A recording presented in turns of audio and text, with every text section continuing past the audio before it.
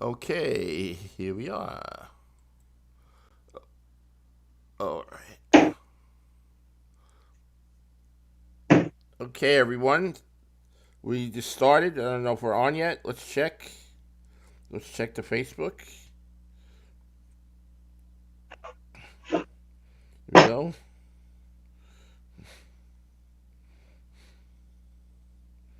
Let's check our Facebook, see if we're on.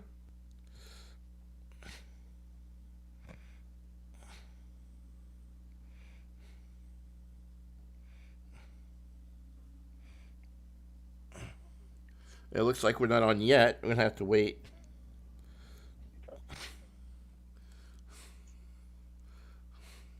It's a nice looking artichoke you got there. Thanks, man. Yep. I got them from Stu Leonard's, actually. Yeah, nice, healthy. Yeah, very good. Yeah, they're. I was very surprised to find them. I did a little cooking magic. I made a batch of them first, so they'll be done before anything. So I'm going to show everyone how I cook them, and then I'll have one already done so I can do the plating. Okay. So we don't have to wait for it to cook.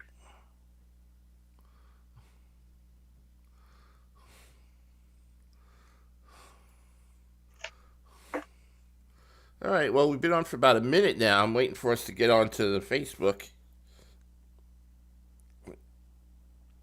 And also YouTube. Let's see. I think your sound cut out? No, it's not. I don't hear you. Mine is working good. I don't. Yeah. Let me see. How's that, better? It might be you. You hear me? My sound is there. I'm looking at the thing. My sound is working good. How about you? Say something. Hello? Say something, buddy. Are you there? Hello? Mine's working. Hold on. No sound. I got you now. Not one thing. No sound for you? Check your sound thing. Hold on. I'm good. I hear you. I hear you good. Talk. Here we go. I can hear you. Okay.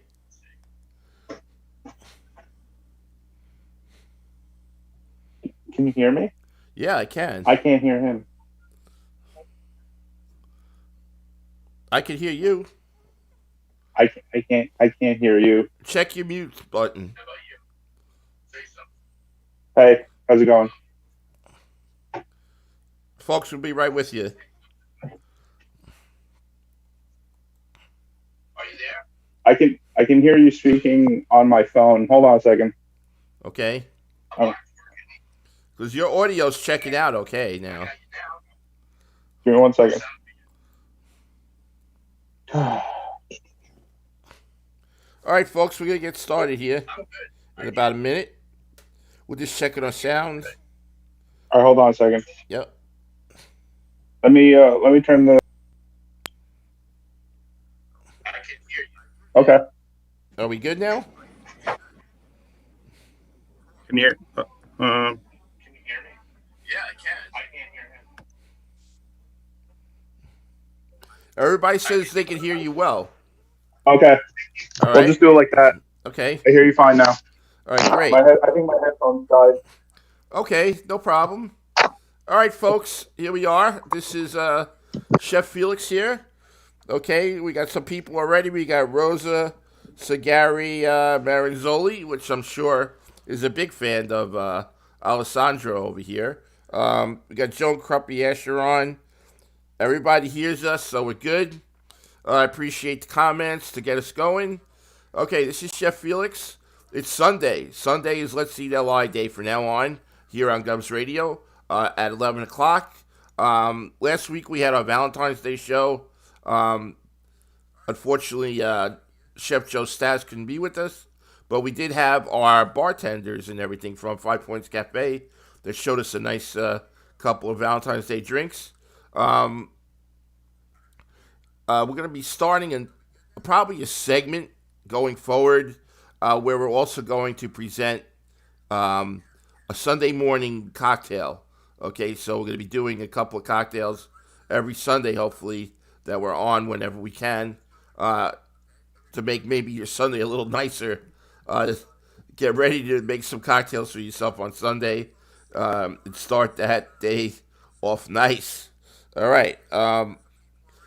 Here at Governors, we're going to be probably doing a new format coming March 1st. We'll tell you more about it. Okay, I'm very excited about it. I think it's going to be better for you guys out there watching us. So that's going to be something new. At the end of this show, I'll be giving you a whole schedule of our shows. This way, you know all our new shows and all our other shows that are coming here on Governors that are on now. Very exciting, folks. We got a lot of different stuff here. Hopefully, you'll forget the cable and you'll start to watch us. Okay. Right now on Sundays, it's only me. So you got me and my guests every Sunday, which is great. All right, today we have a person who's no stranger to Govsradio. Okay, we have Chef Alessandro Multamale. Hello, Alessandro. How are you? All right, Alessandro's a chef here on Long Island. You have your own little catering thing going on, right, Alessandro? And he also does little pop-ups. Right, little pop-ups. Whatever. You'll do small private parties, anything like that you want. Alessandro's your man, okay? I'm particularly fond of Alessandro because he has first of all a passion for food and what he does, and also he's very creative, okay? He'll take something and he'll start to take it to a different level, which is what a chef's all about. You know, everyone can cook, but a chef will bring it to a different level, and he'll take you to heaven, basically, when he makes something. So that's the best way I could... Good way to put it. That's the best way I could put Alessandro Multamale. All right? So, Alessandro, why don't you tell everybody what you're going to make for us today? All right? And then I'll leave it up to you. Go ahead. All right. Today I'm going to be making a reversed seared double cut pork chop. It's like one of my favorite cuts. I love pork chop, but I have this guy right here. Wow. Which I got from Beautiful Meat Market. 2-bone, Frenched, real nice. I have a little butcher's twine wrapped around it just to keep it whole. Right. And last night before I went to bed, I sprinkled a little salt, a little sugar on it, just so they could penetrate, a little dry brine.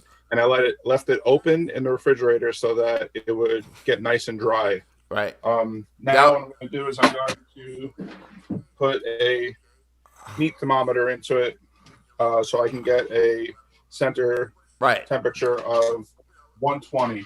Right, because it's such a big chop, you're going to need that. Yeah, definitely. And also it will help with our reverse searing so that when we come to the point of frying it in the pan, it'll have a nice, beautiful crust on it. Right. And it'll get nice and brown. It'll be good stuff. Good stuff. All right. Now, just a few things now. When you mean reverse, you're saying instead of like searing it first and putting it in the oven, you're going to put it in the oven and then sear it afterwards, is correct? Exactly. That's the meaning of reverse. Yeah, it was developed by a chef I can't remember, but Kenji Lopez made it like very popular. Right. And he does it with prime rib. Okay. That sounds good. And it makes for like having a beautiful pink all the way through. That's like the key behind it. That's the key behind the whole thing. Okay. But when you do it with pork, it keeps it really juicy. It helps it retain all the juice that you would normally lose if you were to sear it first. Right. When you sear it, when you add salt to it and sear it right away, you lose all the juices. But if you salt it and then put it in the refrigerator overnight, it actually locks it in more that way. All right now I set my high alarm to 120. And I think it's important to tell everyone out there, no matter what, you should always season your meat before you cook it or sear it or anything like that. Of course, you should always do that. Otherwise, you won't have any flavor, and it's not going to help afterwards after it's cooked. So what I'm doing, because I want the air to penetrate all the way around the meat, right? I'm going to put it in my oven directly on the rack. Okay. But I'm going to put a sheet pan underneath it so it can catch whatever juices fall. So it's going to go right in. We're at 250 in here. Right. Have it like that, so that it's a convection oven. So the air is circulating all around. Okay. And it'll just warm it through. It'll probably take about a half hour, maybe 45 minutes. For something that big, could be almost even an hour in there.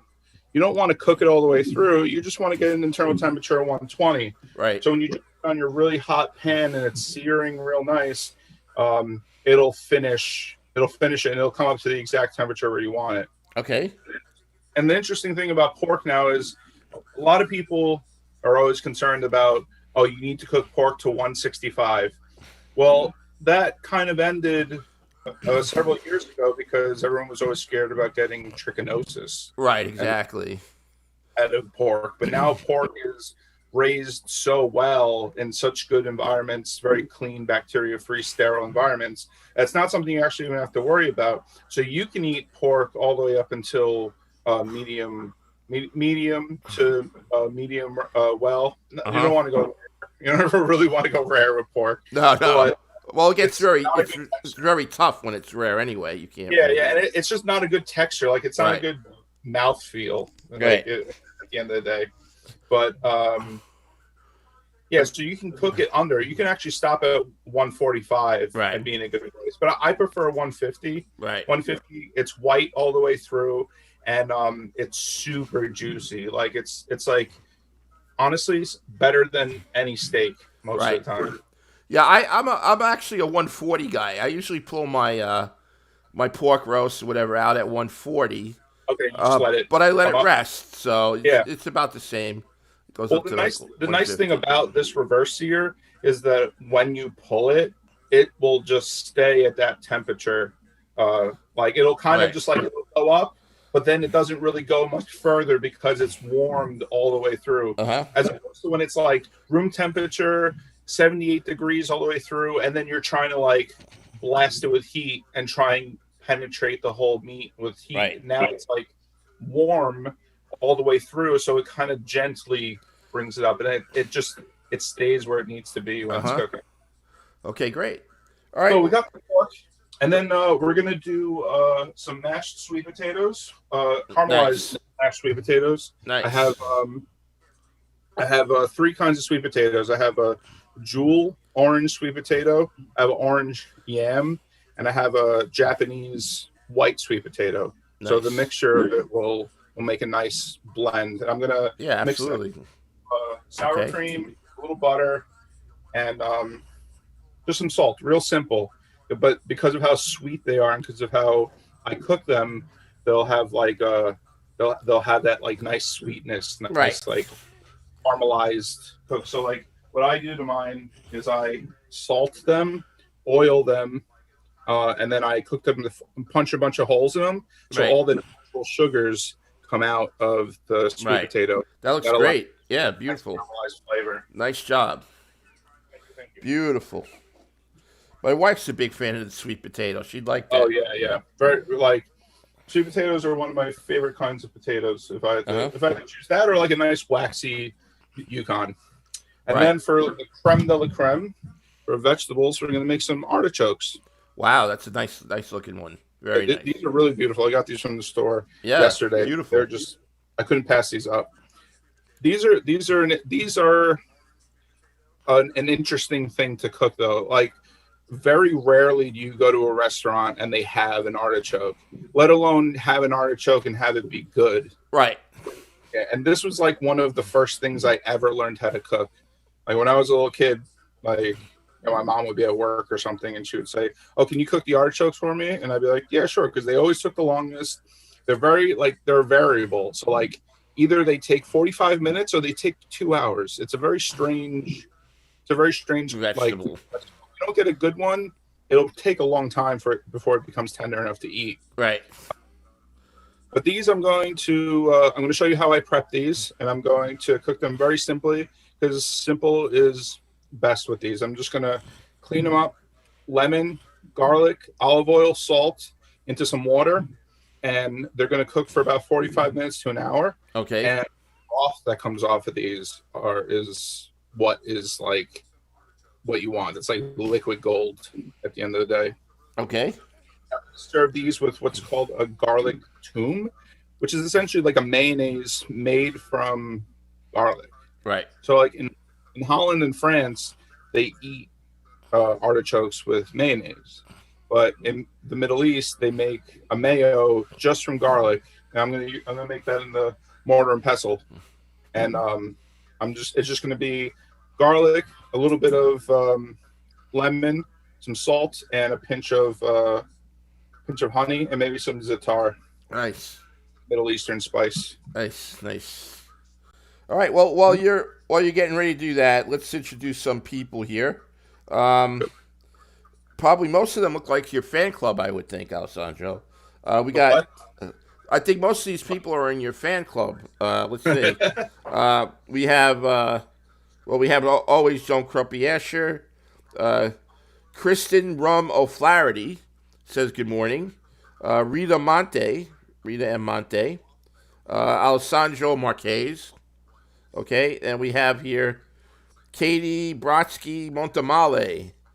That's a familiar person, huh? Who said, I've had the pleasure of tasting his pork chops, and they are incredible. Okay, and then we have Rita going on, saying how she loves artichokes, okay? And then we have Chelsea Lou, who's very jealous of Rita, I guess, or Katie, very jealous of Katie. And then we have here Katie again, saying one day Chelsea Lou, one day. So I guess you're going to have to cook a dinner for Chelsea Lou eventually. Oh, yeah. All right, so that's what we got so far. She's a great cook herself. Oh, really? Okay. Yeah, she makes a lot of Cajun food. Cajun is interesting. Yeah, I like that. Oh, yeah. All right, folks. So thank you for watching.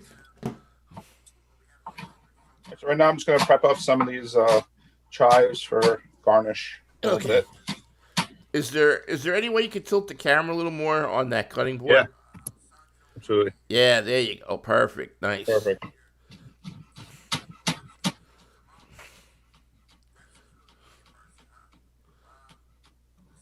You still there, buddy? Yeah, man. Okay. They look nice. Thank you.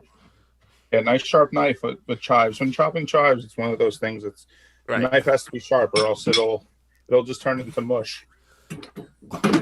I actually once worked with a chef. He used to take out a pair of scissors and he used to cut up the chive that way. Smart. You probably spent a long time getting yelled at. Yeah, I mean that wouldn't be one of my processes, but no.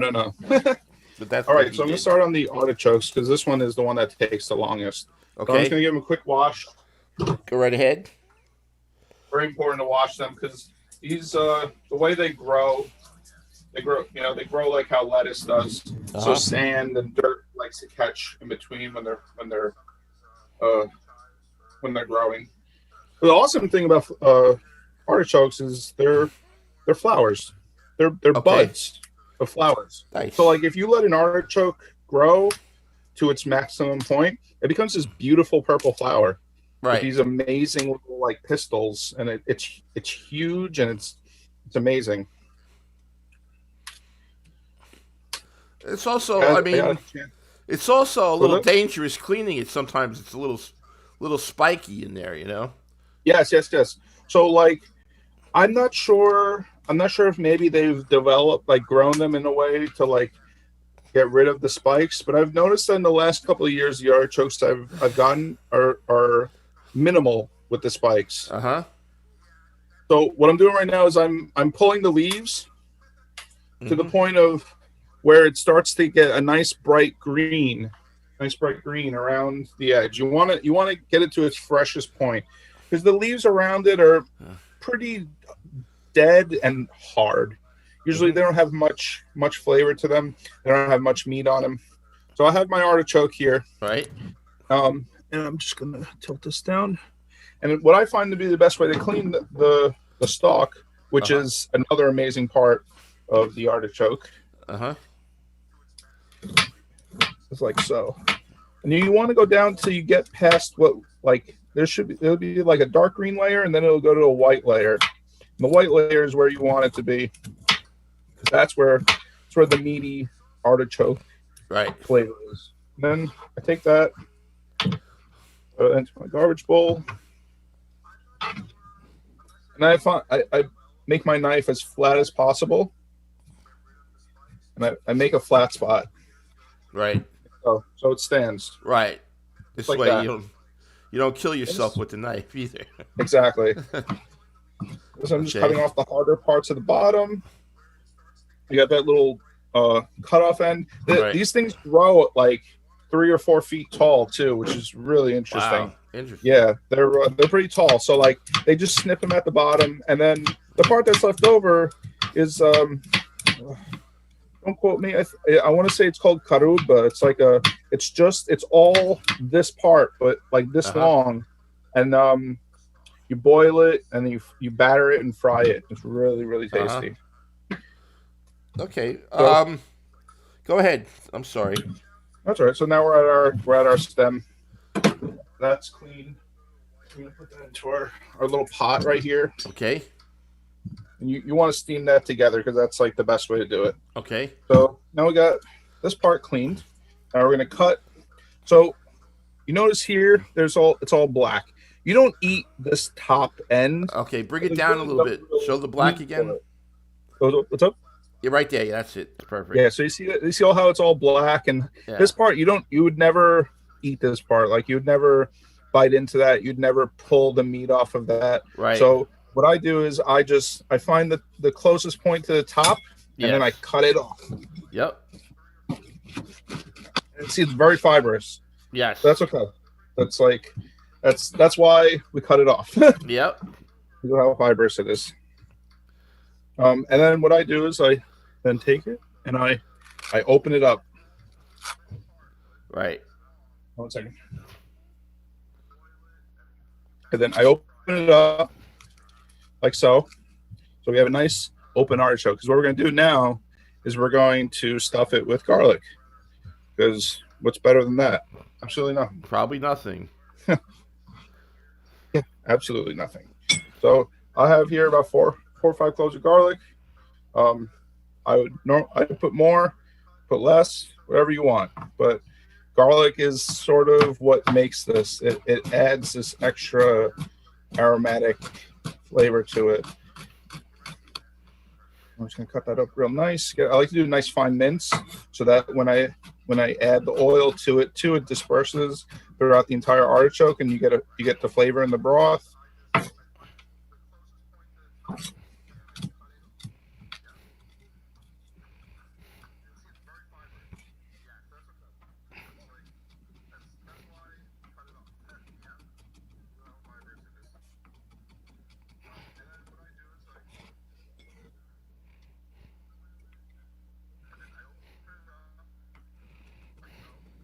Gotta find a better table to work on. Right. I have this like folding table, and it's just not my height. It's too short for me to work on.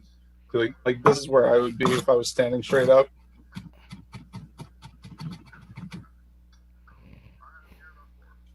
Okay, so there we go. That's our garlic. I'm gonna take our garlic and I'm gonna put it into our artichoke. So we're just gonna stuff the inside of it. Can you see that? Yes. Cool. Okay. Great. While you're stuffing that, we have a couple more people here. Okay, we have here Joshua Spindler. Says, hey Josh. Hey Alessandro, sounds like a delectable menu. Also, yeah, artichokes are a pain in the butt. We have Tim Warner. Says it's about to go down. Okay, Katie Brodsky Multamale says that she works with my son, and he is a lovely young man. I guess so. I mean, he is a good kid. I have to say that. And he's sound asleep in the next room, actually, as usual, sleeping late.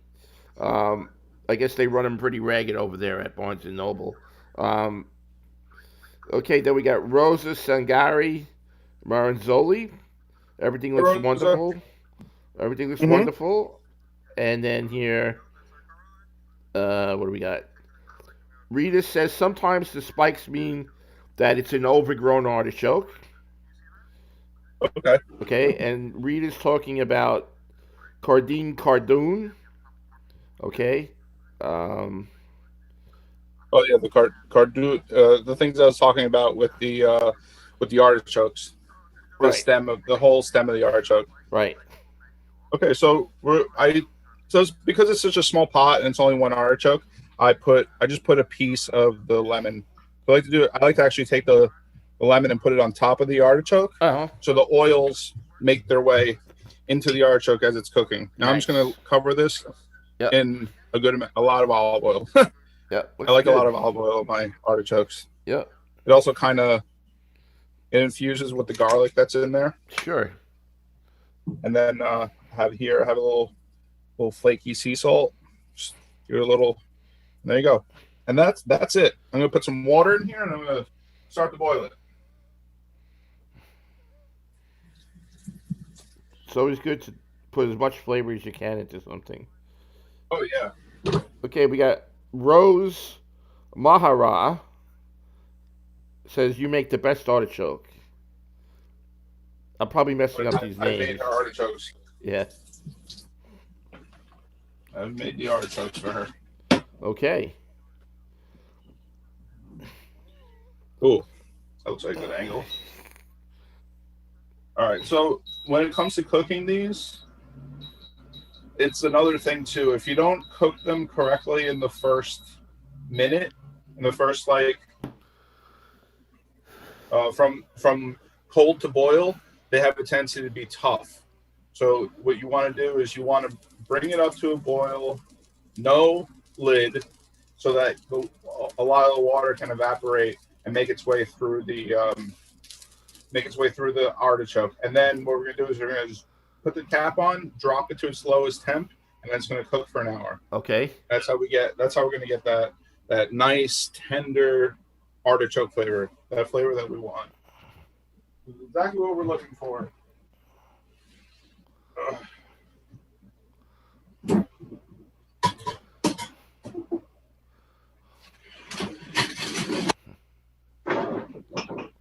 Yeah. Thank you everyone for tuning in. This is really cool. Yeah, it's really I love good. doing these. These are a lot of fun. Well, we love having you on, and we'll be having you on more too. Yeah, definitely. Oh yeah, I also forgot to mention I made some onion apple jam for the pork, which nice. I'm going to warm up in the pan after the pork is done searing. See, this is what I love about you. You can take a simple dish like pork chops and just be so creative and add just a little touch of something to make it more enticing, which is great. Well, it's like I think about all the things that go well together with the dish, and I try to just combine it in a way that it's pleasing to people. Absolutely. Like I said, you take that extra step to bring it to heaven rather than just to cook it. Exactly. All right, so let's see. We have our porking. We have our where are we at on 10? 154. Okay, we still got some time. I'm going to work on the garlic tomb. Okay. Go right ahead. Just going to make this work for me.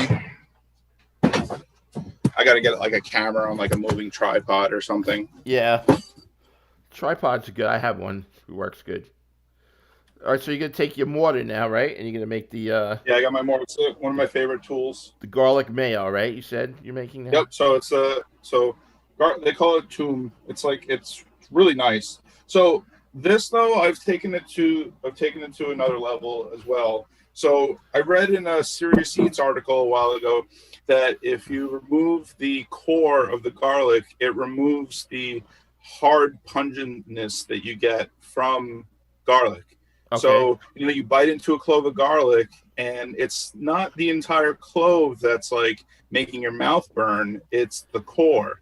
That's the spiciest portion. And they did a test on like 15 different types of garlic, farmer's market, store-bought, organic, German, all types of garlic. And they found that if they remove the core, it removes the spiciness.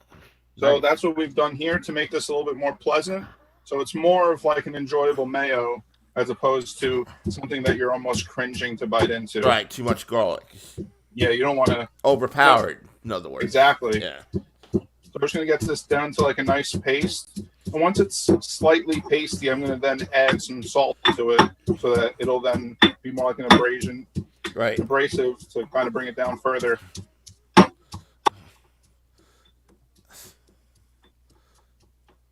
In the old days, we used to use a knife, I was taught. Yeah. Going back and forth on a cutting board, making your own paste. I mean, if I was making a massive batch of this, I'm using a food processor. Like, I'm not going to lie. Uh-huh. But there's something very... I don't know. Like, I feel like I'm more in touch with what I'm cooking when I cook in this device. Mm-hmm. Get more of a feel of what I'm making. Yeah. Sea salt. Chelsea Lou is asking, I guess, if you could explain the recipe for the apple jam. I guess we'll do that at the end of the show. If you The want. apple jam? Yeah. So what I do is I take onions, however amount you want to make. So I took about 2 onions, and I start to make caramelized onions. So what I do first is I put butter in the pan, and cook the butter until all the water has evaporated out of it. Then I add the onions, and I put the onions on the lowest temperature possible, like a little bit higher than low. So like medium low and low, like 2 on on the little dial is what I find to be the best. And you just leave it there for 15-20 minutes till the bottom turns brown. Once and then you'll start to notice that the Maillard reaction will happen where everything starts to turn brown and all starts to caramelize. You give it a little mix. And once the onions have come to the point of releasing all its liquid, I then add half a grated apple to it. I personally like to use apple crisp because it gives it a nice tart and sweetness all at the same time. And once all the water has cooked out of the apples and the onions, and you start to notice that it gets that nice caramelly brown, you want to keep mixing it. You want it to be jammy. You want the onions to be jammy. You don't want them to be like stiff and crunchy. So you got to cook everything slow. So once your apples and onions are caramelized, I then add a pinch of soy sauce, a little bit of honey, just a tiny bit, salt and pepper for seasoning, and a little tiny splash of balsamic vinegar or black Chinese vinegar, depending on what you have. Just a pinch, just to get a little bit of acidity in there. And that's it. And then, and if you want a little bit extra butter, just to finish it, because why not? Okay.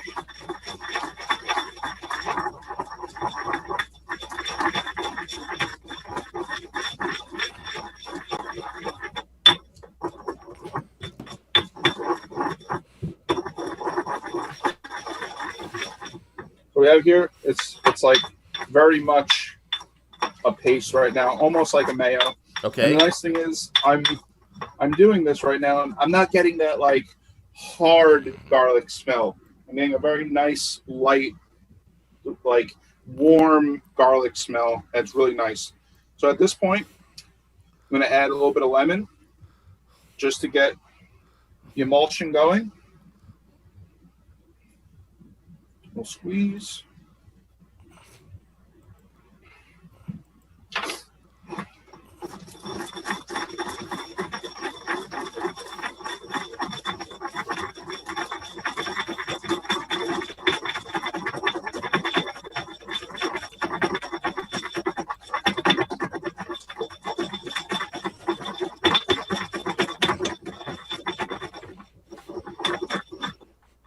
starting to look great. Yeah, man. It's really coming together. Pork's looking good too. All right, now we're going to start to drizzle in a little bit of oil to get the, kind of bring everything together. Emulsifies it.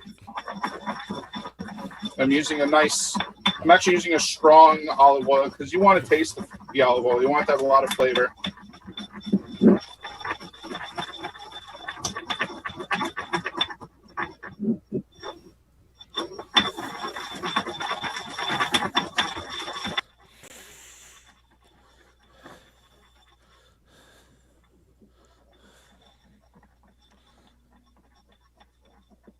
Looks like it's starting to emulsify now. What's that? It looks like it's emulsifying together. Yeah, it's coming together really nice.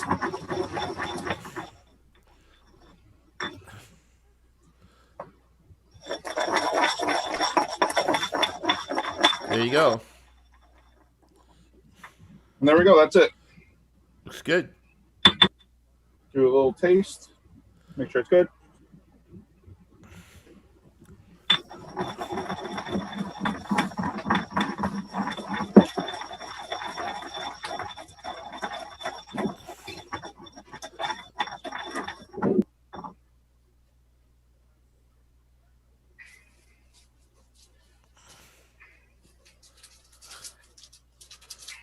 Take a little. Just a little. Add just a little bit of sugar. Yep. Just do a little, just to kind of balance everything out.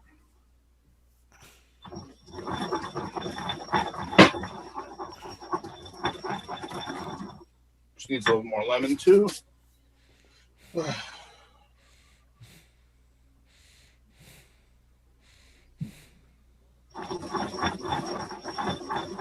we go.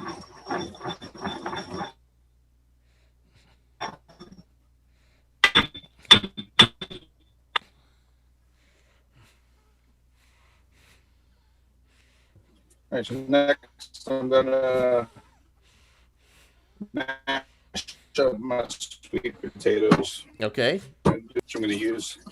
Finds to be the best for mashed potatoes.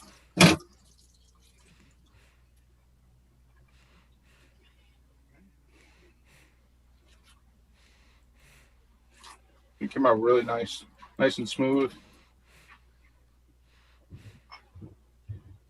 Still strong and garlicky, but I'm a big fan of garlic.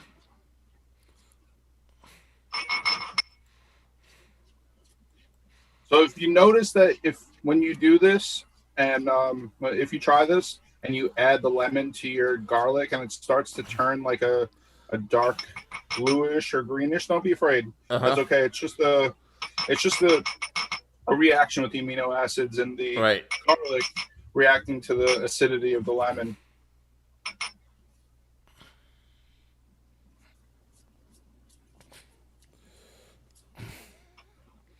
So like mine is actually turning a little blue right now. Right. But perfectly normal. Happens when you like pickled garlic as well. When I make pickled onions, I add garlic to it. Always happens. Okay.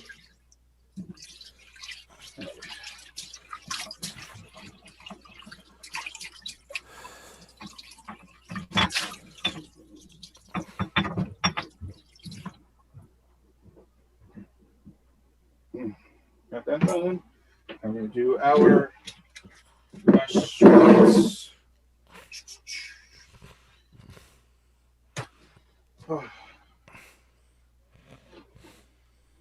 Have here, got my pot. Right. This. Okay. Food mill, I think they call it. Yes. But I've always called it a pasta tutto.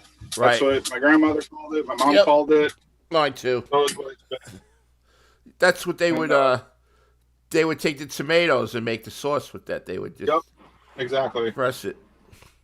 So now we're just going to take a second to peel our sweet potato. So this is the Japanese sweet potato. Okay. It's white on the inside. Perfect. Which is nice. Awesome. It's my favorite. Yeah, white sweet potatoes are my favorite, actually.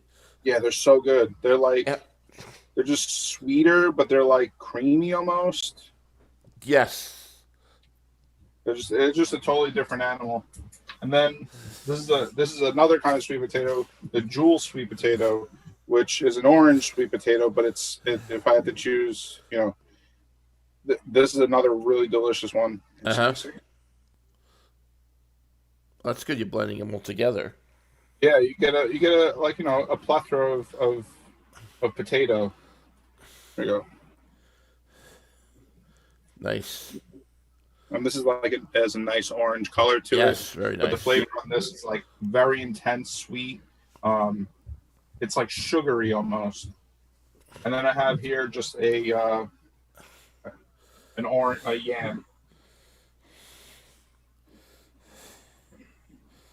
And this one, this is the type of potato that they draw sugar from to create ethanols and such. Oh, okay, sure. Those are a lot bigger. They call them sugar yams, but they derive from this type of yam, which is why they're so sweet. And these almost add a watery content to it, so it smooths everything out. So you have your orange, you have your white, which is a little bit more stiff. You have this, and this kind of it's almost like adding butter to it. This is your butter portion potato. The crazy thing about potatoes is there's thousands of different types of potatoes. I think they said there's something like 5,000 different varieties of potatoes. Yeah, I would say so. There could be. In Peru, they grow hundreds of types. So I'm just gonna put this through.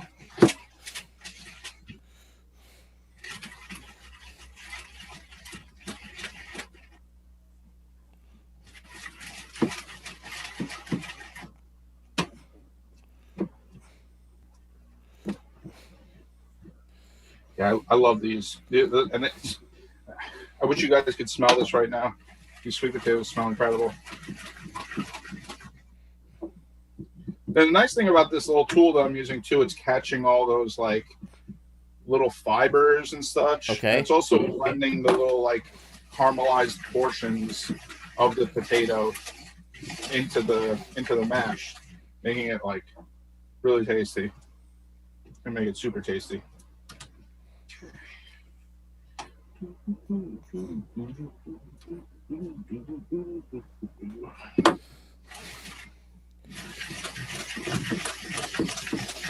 just so you guys know too out there, you don't have to use this. I just prefer to use this because it makes everything really nice. Well, I used to use a ricer too sometimes. The one that you push? Yeah. Oh, that's cool. I used to use that. I use this when I make a gnocchi. When I rice my potato. Yep. Yeah. Let's get you back on the table.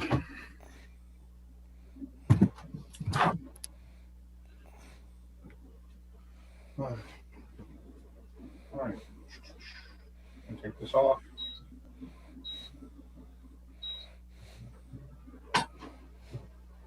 And with a little cooking magic, I have artichokes already done, and this is what they look like when they're done. You have the broth. It smells incredible in here. These artichokes looking good.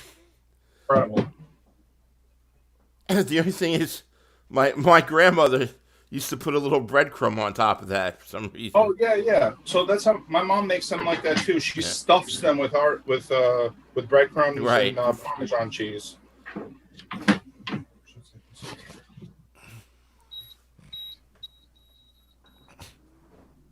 This over here.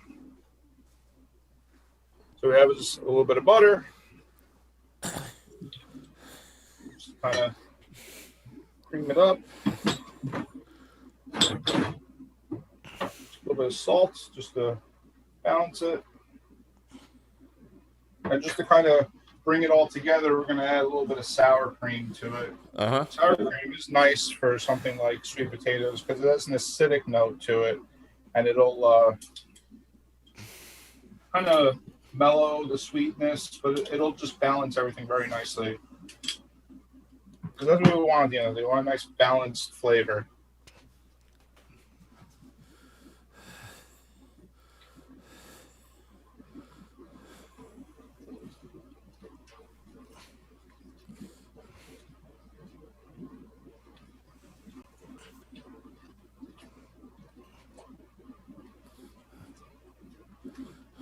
all that's blended.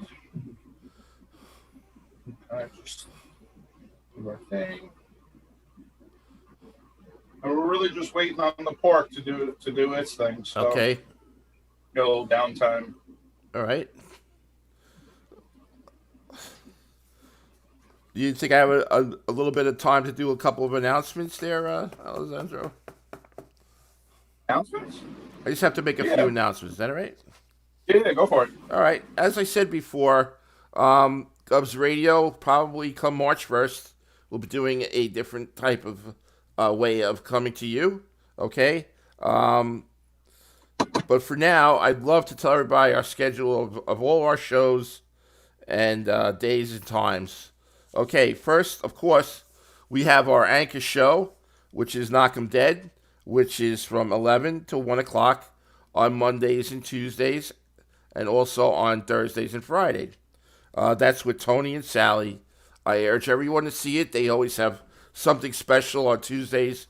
They do a trivia, and then also they have some nice guests on as well. Okay, so that's from Monday, Tuesday, and then Thursday and Friday from 11 a.m. to 1 p.m.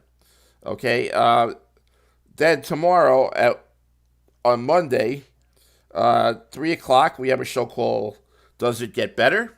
Okay, then later on that night, we have Steve Squared at 6:30.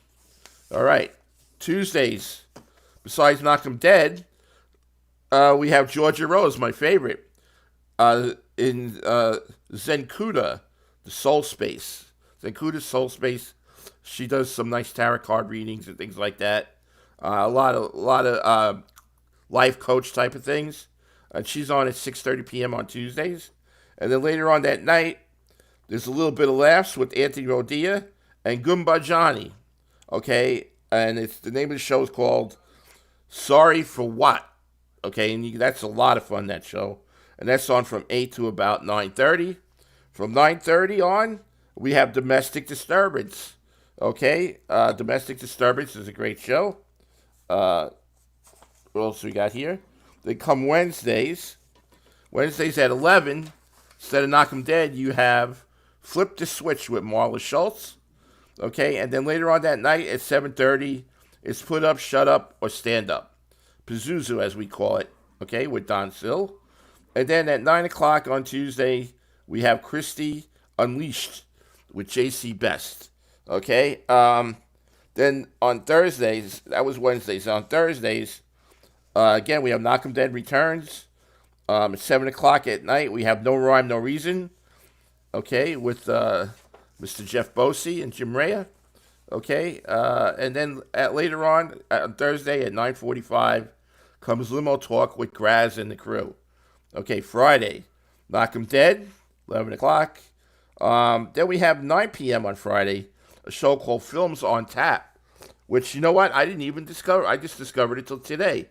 That looks like a great show where comics talk about movies, and sounds like a great show. Then Saturday, we have Cruising the Pike, Cars and Comedy with Tom Galati, and that's at 5:30 on Saturday. And then which takes you into Sunday at 11 a.m. Yours truly, Let's Eat Alive with Chef Felix, where I have interesting guests like Chef Alessandro here.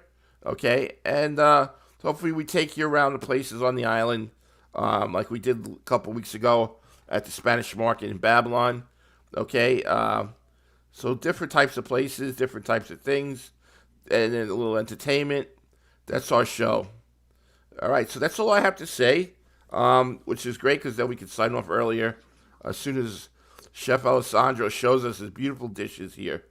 Okay, Chef, are you there? Yeah, I'm still here. All right. Kind of do some last minute prep. Sure. So Chef Alessandro's going to do some last minute prep. Let's do a little review what he's got going on here. He's got his pork chops in the oven right now, cooking up. He's going to do a reverse sear on that, which means instead of searing and placing it in the oven, he's doing the reverse. He's putting it in the oven, all seasoned and everything, and taking it out and going to sear it. Okay? Then he has some beautiful artichokes that he made with his own homemade garlic mayonnaise, so to speak, which is going to be interesting. So he did some nice artichokes, and then he's doing a nice little sweet potato medley mash for us as well, with the beautiful Japanese white sweet potato, and then 2 other types of sweet potatoes for a nice mixture. Okay, very simple. He's keeping it, a little butter and everything else in there. All right, so he's just doing his final touches now, and he's also did himself a little apple jam for his pork chop for when it comes out. A little apple onion jam. Apple onion jam. Okay, and if you were listening earlier, he told us how he made it. Okay, Taz, the resident artist, how are you? Taz is watching. Rose Sagari, Maranzoli, she never thought of using passatutto for gnocchi. Okay, I guess that's for the, that would be another way of forming the gnocchi dough and everything else to make the gnocchi. That would make it a little more refined, a little finer. So yeah, right now I'm just letting the liquid in the artichokes reduce. Okay. That'll like intensify the broth, so that when we actually serve it in the bowl, it'll have like a nice more of an intense artichoke flavor. Okay. Which is so good. It's like the best part of the artichoke is that like it just more intense. So much flavor is created from it. Right. All you're doing is just boiling it in some water. It's really just like an incredible thing. And now it's really just a waiting game at this point. We have our pork working. It's actually doing really nice. I'm actually going to give it a flip just so that it'll help even out everything. Make sure our thermometer is working correctly. The interesting thing about these thermometers that go in the oven is that sometimes they have a tendency to not be correct, or they'll take on the temperature of the oven instead of giving you an accurate read. So just pulling it out a little bit, putting it back in. So yeah, so we're still at 86. We have a little bit more to go, but it shouldn't be too much longer. And we're and I guess in the meantime, I will sear. I'll just warm up this onion jam so that it's ready to go for us. So for those of you who didn't get to hear it, the onion jam is very slowly cooked caramelized onions to the point of jam state. But the way I do it is once they've released all their water and they become nice, soft, and translucent, I add a Fuji apple to it, let that become dark as it can go, and then a splash of soy sauce and some honey, salt and pepper to taste, and black Chinese vinegar or a little bit of balsamic vinegar just to kind of intensify the sweetness. And you get that little acidic pop so that it kind of cleanses the palate.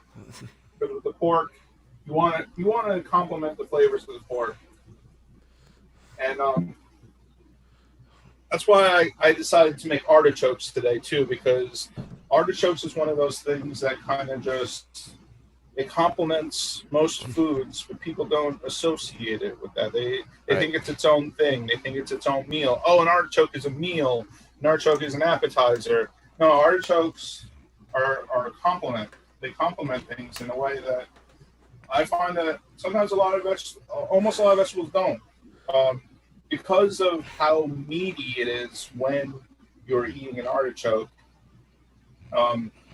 that's where it complements. And with pork, you cannot get any better than an artichoke. Right now, I just removed my lemon from the center of there because I didn't need it to be. It already released all its flavor. It's already given what it's needed to give it. It's shrunken down, but so I can show you now actually how we know that an artichoke is ready. Can you guys see from here? Can you see my hand? In the pot? I think so. Yeah, I can see it.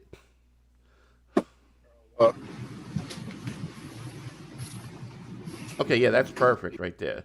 Yep. So see, we got that right there. Yep. So this is how you know an artichoke is ready. You can very just delicately pull it out, and once it releases with almost zero tension, like we're talking like how when a potato or a sweet potato is done and you poke it with a knife, release, like easy release.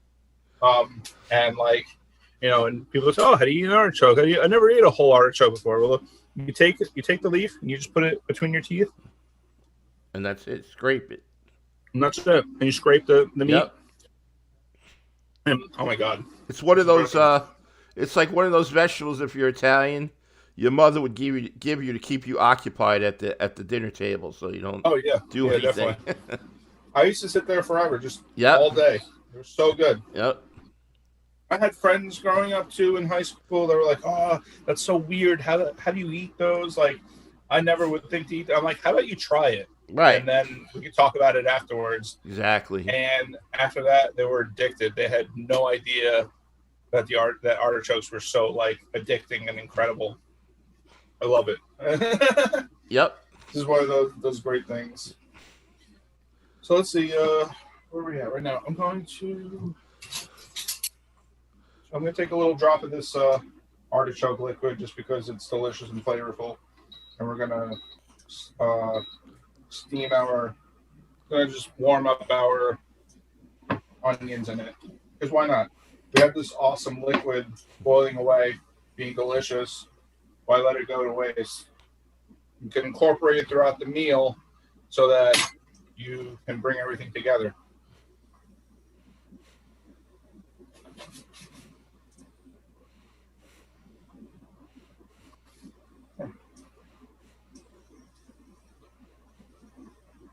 These cooktops are really weird though. Not like I cooked on this thing for a long time. But it's so strange how it like just does this on-off thing. It's on, it's off, it's on, it's off. It like maintains the temperature, but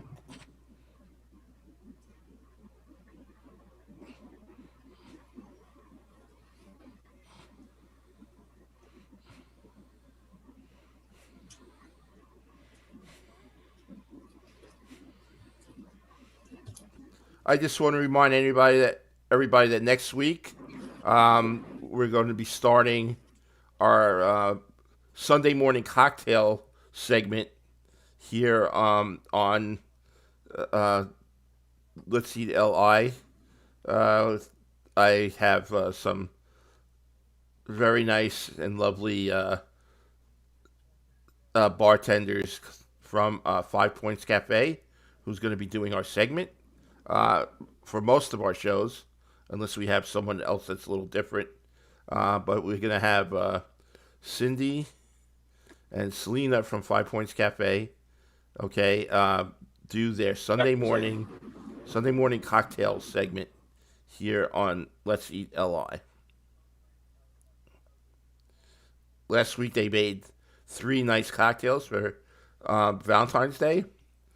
So we're gonna have them do one every Sunday. We're gonna do a couple of cocktails for us to make your day a little brighter, make your Sunday a little brighter before you go back to work on Monday.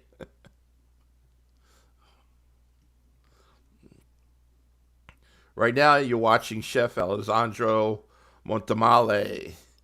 I love that name, Multamale. Why couldn't I have a name like that? Especially a first name, Alessandro. Wow, what a great name. He's kind of like the Pavarotti of food right now, I would say.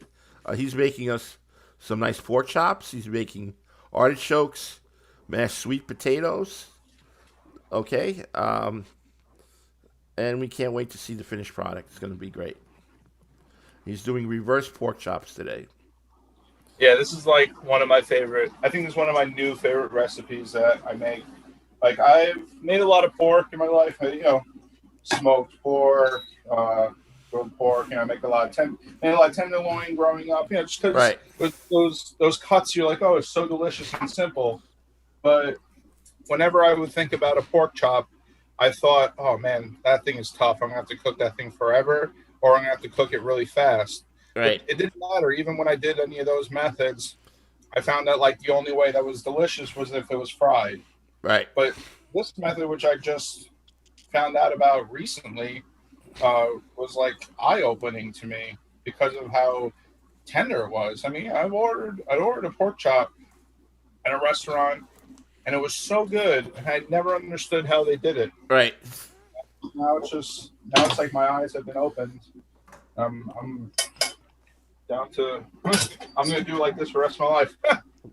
I'll never change the way I make a pork chop now. I'm gonna have to try that. We usually have pork chops really once a week, so definitely gonna have to try it.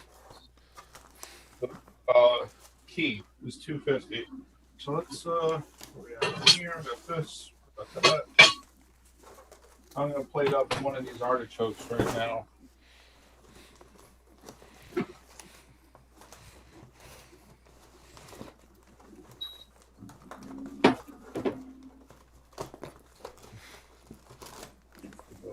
Here's one.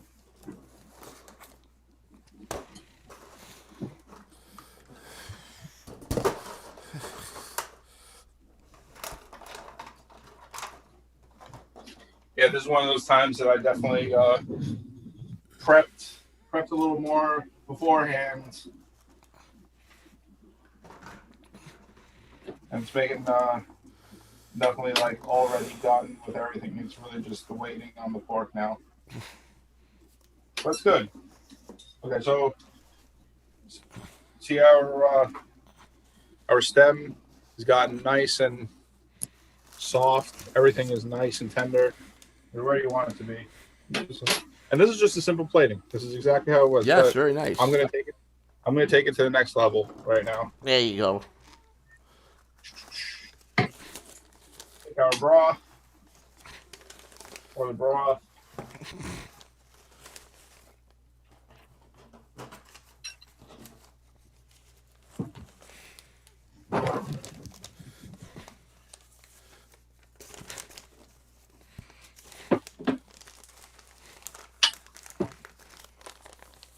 Yeah, artichoke broth is one of those things that it's got some serious power, some serious punch. Yeah, absolutely.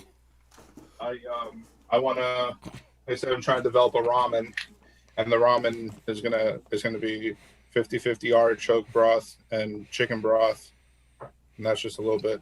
So a little bit of olive oil, a little drizzle, just a little fresh lemon, just to kind of get that nice pop. Helps everything kind of, and then our garlic toom, as they call it, just a little bit right in the middle. There's strong stuff, so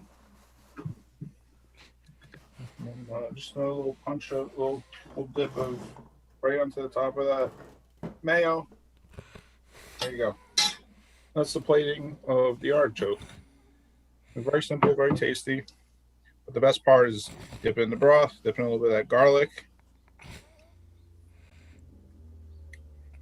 Oh my God. That's incredible. Looks good, right? Oh man. Looks good from here. Okay, reader Monte wants to know if you cook, does a pork chop cook less if it's off the bone? That's what she wants to know. You want to cook it, so that's why I have the thermometer. Right. The thermometer lets you know how long it needs to cook for. So when I read their first recipe, it said cook it for a half hour, and that was it. But like that's too vague for me because I like cooking meat at all different thicknesses. And right. I assume a half hour for that sort of cut would be like 3/4 of an inch. Right. Inch max, and maybe you're getting 120 center. I'm cooking something that's 2.5 inches thick with 2 bones inside. So the insulation of that meat is a lot more, it's a lot more dense. So with the thermometer, that's how you get that accurate read. Right. So if you have it without the bone, and it's about an inch. You can cook it at 250 for a half hour, and then it'll finish in the pan without an issue.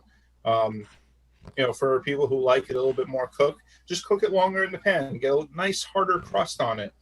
But for if you want to be really accurate with it, a thermometer is your best friend. And honestly, I say that even for all things kitchen wise, all things cooking wise, having a thermometer in your kitchen is the best tool, because it's multi-purpose for everything. You can use it for frying, you can use it for candy, you can use it for your meat. And when it comes to cooking chicken, you want to make sure your temperature is 165. Right. Chicken is one of those you never want to undercook. Absolutely. It's just gross undercooked. Anyway. It's not bad. Yeah. If you don't mind a little like cold rubber meat, it's good. Oh yeah. All right. But yeah, thermometer is your best friend. And we're actually getting pretty close. We're at 103 right now. Okay, so you're almost there. A few more degrees to come up, and then we're going to give it a nice sear. So in that meantime, I'm going to actually warm up my pan. Okay.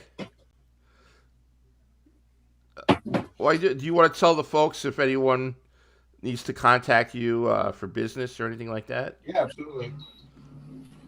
So my Instagram is Chef Alessandro.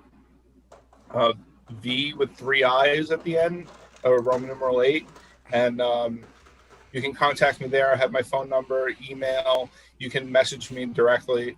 I do pop-ups from time to time with whatever food I feel like making at the time. I do private catering between 2 and 12 people, and it's not just your average catering where I just bring hot food to your house. Like, I will come to your house, I will make the meal. We can make it together even if you want, because that's just fun. Bring a bottle of wine, and we have I have all different types of tier packages. I can make you bread from scratch. I can make sure every ingredient that's in it is to your liking. I'll even surprise you. Considering how things are now with COVID and everything, it's a little more difficult. It's hard to do it in people's houses, but seeing how things are starting to get a little better, that's my favorite way of doing it. But I'll do intimate meals for 2 people. You have an anniversary coming up. You have a little, you want to do something special for your wife or husband. I'll make a nice 2-meal plate. We can work everything out accordingly to when how you'd like it to be. Sounds great. And that's simple. Keep everything and delicious. At the end of the day, it'll be absolutely delicious. All right. So there you go, everyone. That's how you get in touch with Alessandro. He could bring his food to you, and you could actually eat it instead of watching it on TV. Exactly. You get the actual taste of it. Yep. Exactly. Yeah, I did. So just as an idea of things I do. So my friend of mine out in Northport, he does a concert in his backyard every year. It's called Bunk Fest, and it's basically he just has a big piece of property and he does a concert. And he had me. He's like, I have a place, I have a spot for you to cook and make whatever you want, and you can sell it. You could sell your food there. I'm like, all right, that's awesome. And he's like, oh, it's going to be 300 people. And I was just like, oh, okay. Yeah, there you go. Yeah, that sounds like fun.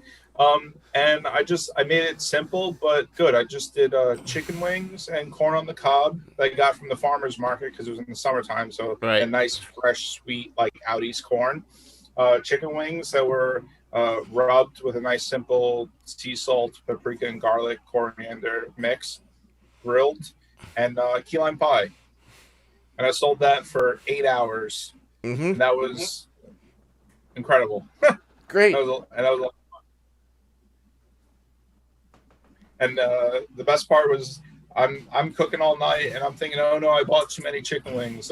I've ordered too much food, and all the other vendors that were there ran out of food, and everyone was getting drunker, and I was working harder. Oh, yeah, of course. Wings are perfect for that. Yeah, I was feeding all the drunk people. It was incredible. My wife was there to help me too. She's an incredible help. She's really good at that. Oh, as long as you got some good warmers, you're all right. Mm-hmm. Yeah. And you keep up with the cooking. All right, we're almost there.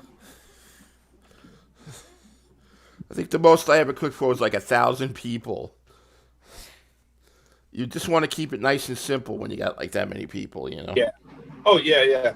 Like, at the end of the day, I was like, I'll make tacos and I can make guacamole and salsa and all stuff. But then you're like, I have to feed 300 people. Right. And then your food cost goes up as well. So, like, that's another thing you need to, like, make sure of. Right.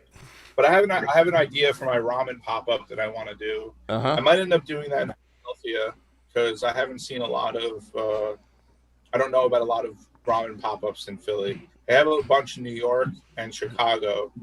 But Philadelphia has like one really good ramen place. So I definitely like to introduce that there. So they have a good taste. They have a good, like, people in Philly have a lot of good, like, taste for food. Yeah, Philly's very good. Yeah, they got some great food in Philly. Yep. Like, for all my years of living in New York and enjoying the food here, I've found more good food in Philadelphia in, like, small radiuses. Oh, absolutely. As opposed, because it's like, it's a smaller city, but like per square block, there's more good food per square block than there is in Manhattan. Sure. Yeah. I mean, I've been to. Yeah, really, go ahead. Go ahead. I'm sorry. Which I thought was really interesting in my years of living there. Sure. I mean, I actually I lived in Pittsburgh for a while, and even there they had different things, that were nice. There's definitely a lot of like Polish and Italian influence in the Pittsburgh area, from the steel workers and stuff like that, Yeah, yep. So, yeah, Philadelphia too. Actually, my friend Chelsea, she introduced me to a place called Chev's, which is like the best Polish sausage place I've ever been to. Okay. Like, they make them in-house. They smoke the sausages. They make their own pierogies. Incredible. I haven't been there in years. I miss that place incredibly. They don't ship, which I'm upset about. Where are they located? In here? Chelsea's still on here. In New York or talking New York or Philadelphia? I'm sorry, I got confused. Philadelphia. Oh, okay. Yeah, they don't ship, which makes me upset. But next time I'm there, I have to buy like a ton of sausage from them just so I can have it forever. Their bacon is so good too. They do like extra thick cut bacon. Right.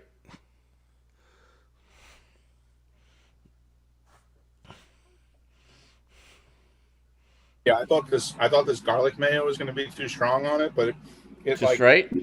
It's just right. It blends very nicely. You just kind of dip a little here, dip a little in the broth.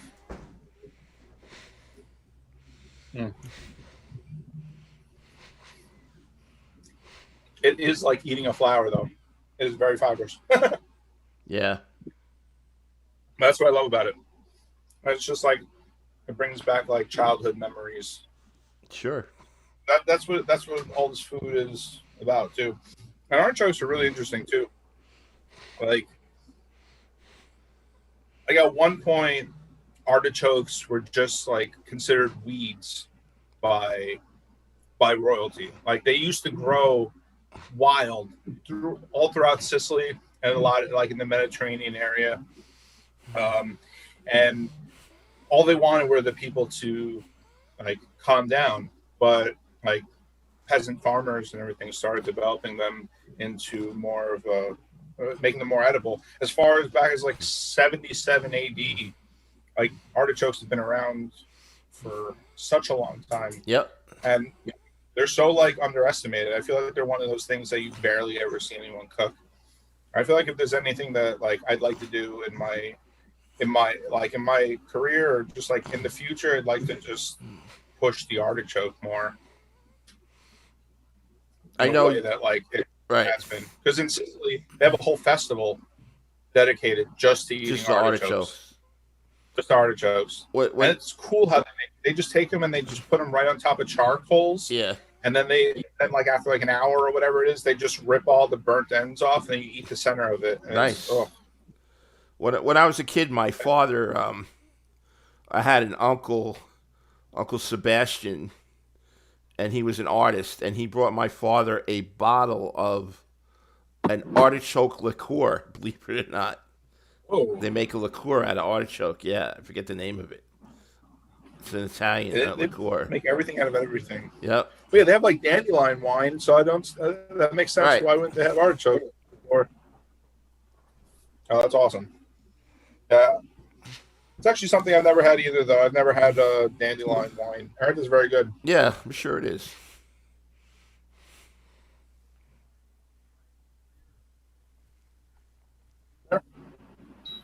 That would be awesome to cook with like a lamb or something like that.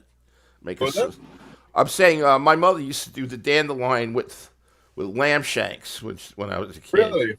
And I'm saying I guess you could use that dandelion wine to make some kind of a sauce base, for the lamb. Actually sounds really good. Yeah.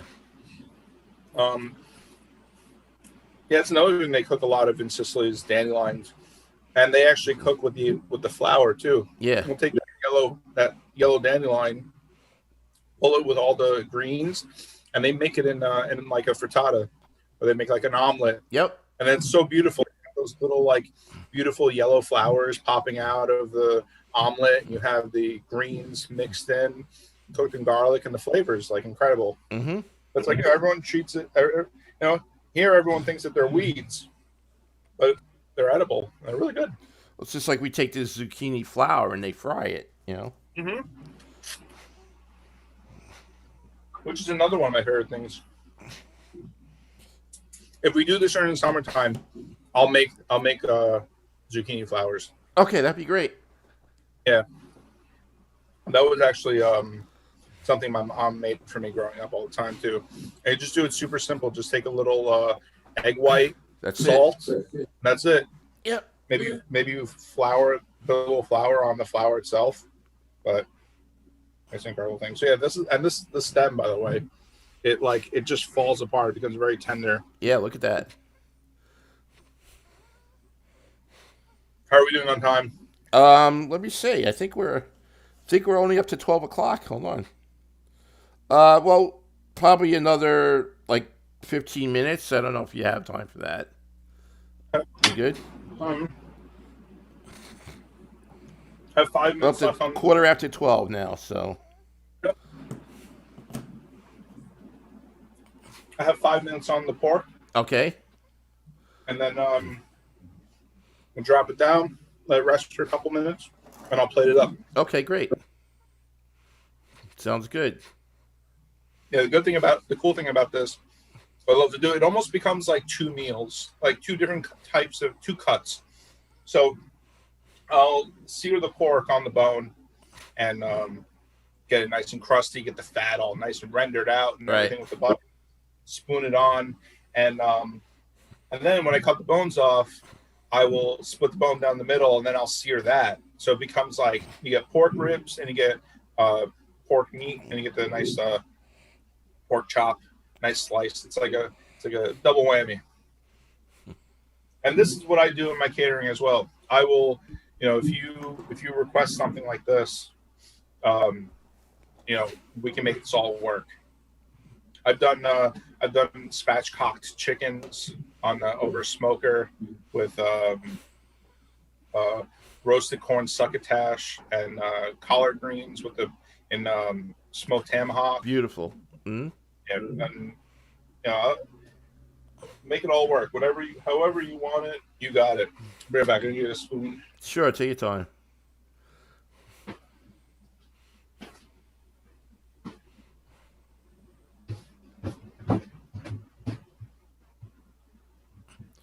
All right, folks. So there you have it. We're going to be done momentarily. Okay. We got some things here from some of the listeners. We got. Okay. What do we got here? We got here. Got something from Gina Bella Warner. Looks like a link for more for lots of artichoke things and different types of goodies. I'm gonna check that out. Was there comments from people? A few. Yes, Rose Sagari Maranzoli. That is correct. The artichoke liqueur I was talking about is called Seared. It's the liquor with the artichokes. That's right. I remember the name. Yep. So that was nice. And then she also said that there's many Polish markets in Port Richmond in Philadelphia. Okay. And then that's pretty much it.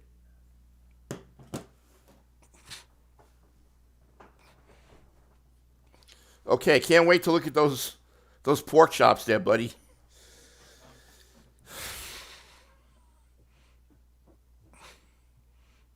Okay, folks, while we're waiting for Alessandro, once again, this is Governor's Radio. I am Chef Felix. This is Let's Eat LI. Get ready for next week. I will probably make an announcement who's on during the middle of the week on Facebook.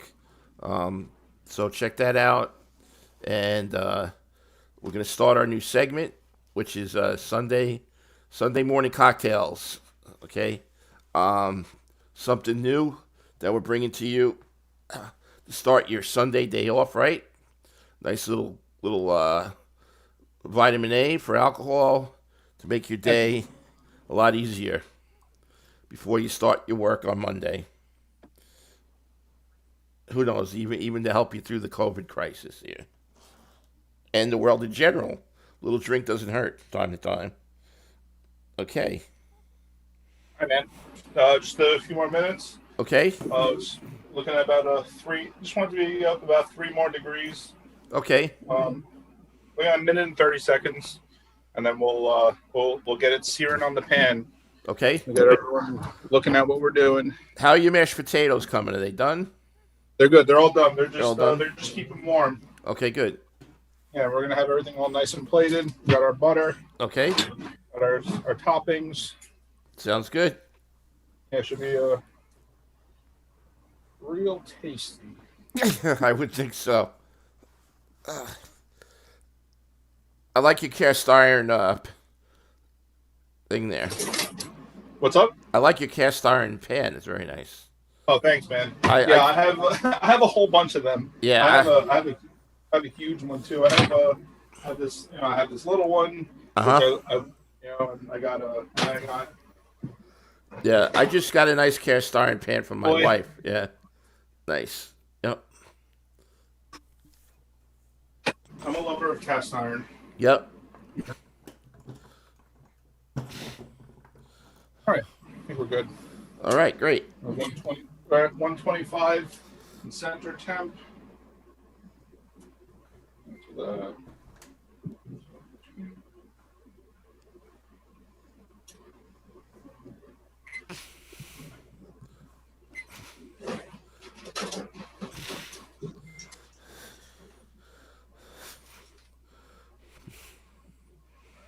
Yeah, it looks beautiful. Just gonna snip that little rope. Actually, no, I'll leave it on.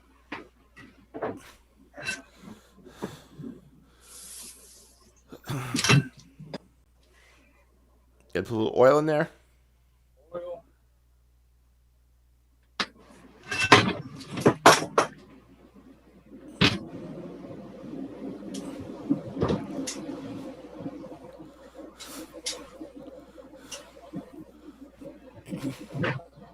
Yeah, this cooker gets things hot. I always forget. Yep. Nice. All right, so we got the reverse searing going on now.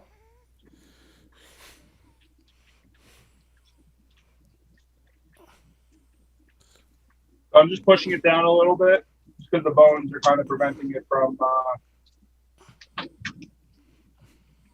searing, from getting directly out into the pan. That's okay. Put a little butter in now. Okay. I'm going to spoon it in.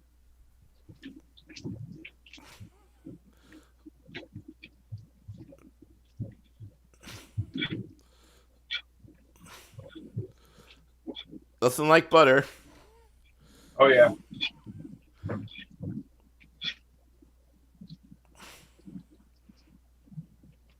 Okay.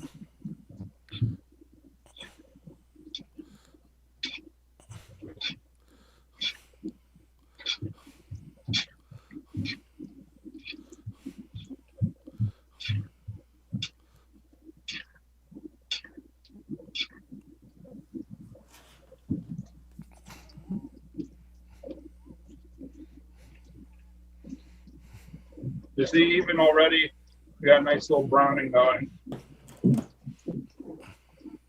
Yep. Looks delicioso.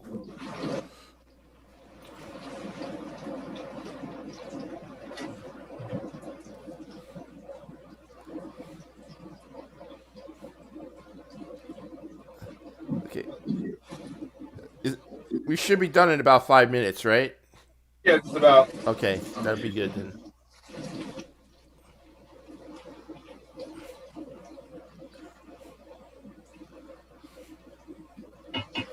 Having a little trouble with the cooker. It's not.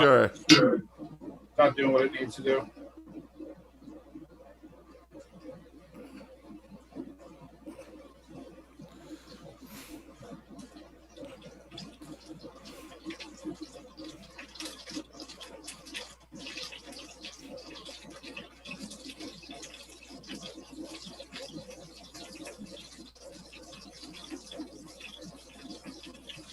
What I'll do is I won't slice it. I'm just gonna plate it up.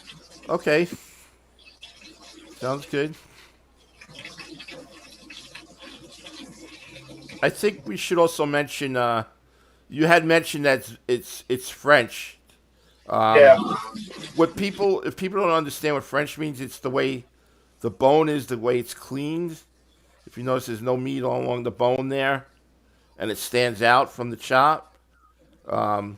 The French call that process marchinet, okay, where they clean the meat off the bone, and it gives it a nicer look to the meat.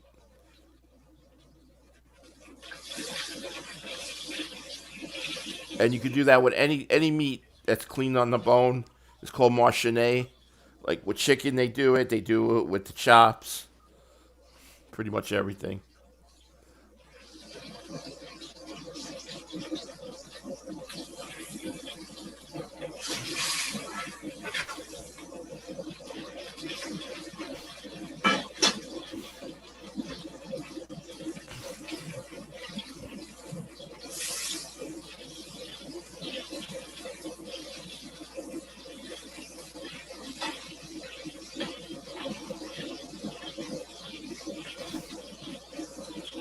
Oh, look at those juices on there. Perfect. All right. Looks great. Move it out there.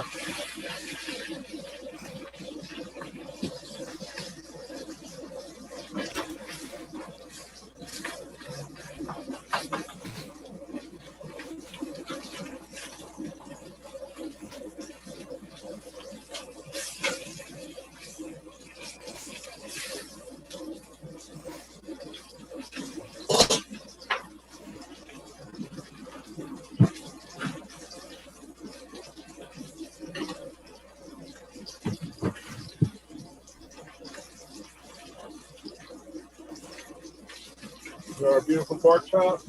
Looks beautiful.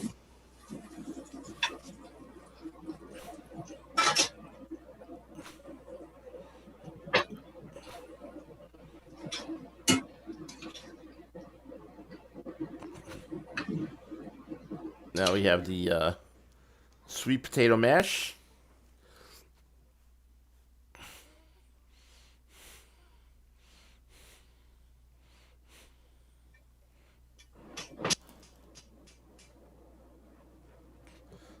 A lot of people are going right now.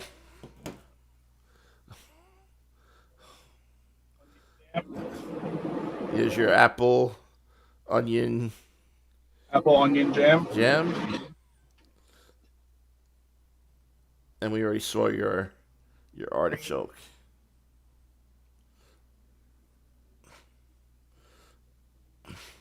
Oh. There you go. Bring it. Yeah, definitely pan in on that beautiful looking chop there. A little down. Keep it down a little bit. Yeah, that's the one right there. Yep. Look at that, folks. Delicious. That looks great. That would hold me.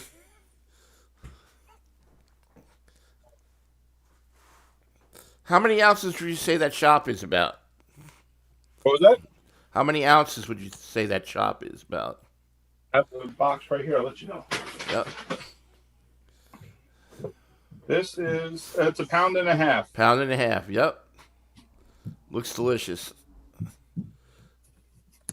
I love pork, personally. I mean, I like it sometimes better than steak, especially if it's nice and juicy, you know. I love pork. Yeah, absolutely. Yep. All right. Cool, man. So, Alessandro, thank you for being on. Okay, so, folks, that's Alessandro, Chef Alessandro Multamale, making us another one of his beautiful creations here on Let's Eat LI. He'll be back, I'm sure, once he thinks of another beautiful creation. He'll be back on with us. Good luck with everything, Alessandro, and thank you for being part of the show. Absolutely. All right. And that's it, folks. So, this is Let's Eat LI. We're signing off now. We'll see you next week. And don't forget, next week, we have our Sunday morning drink segment starting. All right. Take care, folks. Have a good day and be safe. Thank you.